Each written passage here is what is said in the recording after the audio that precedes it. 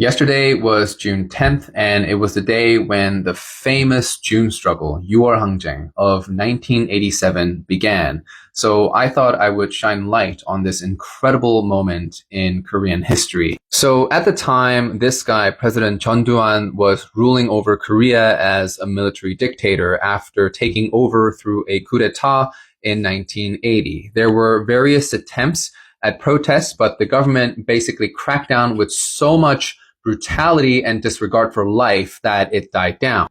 Then the Park Jong-chul incident happens. He was a student activist at Seoul National who was taken in by the police.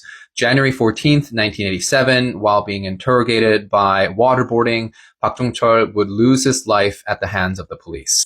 The police then put out a statement that said he just died of a heart attack when we slapped the desk too hard during the interrogation. 책상을 탁 치니까 억하고 죽었다.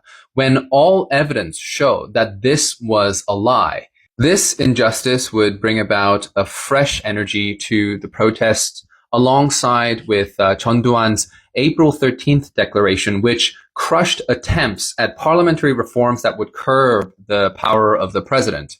Students around the country decided to protest at their respective universities, but the most notable one was at Yonsei.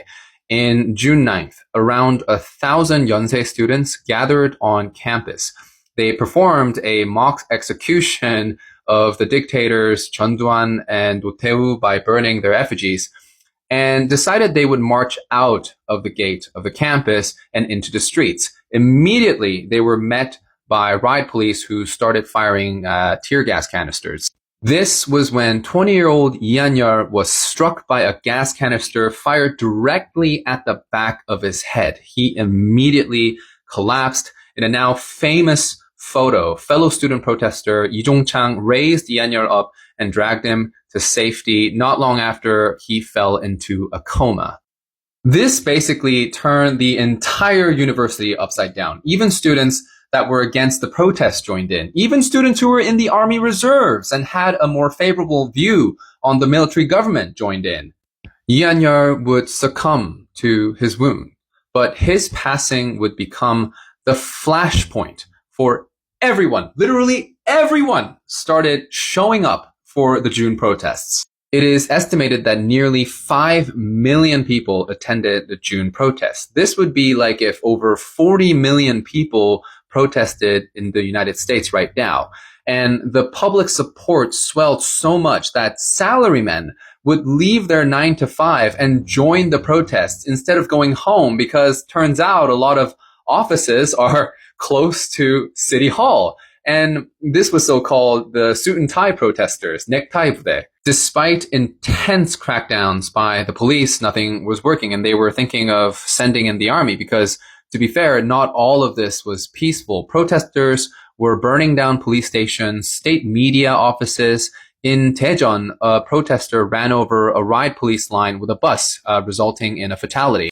But in the end, Chun Doo-hwan relented to the pressure. This was the June 29th declaration, which basically brought in a massive reform that would bring true democracy in the form of the Sixth Republic.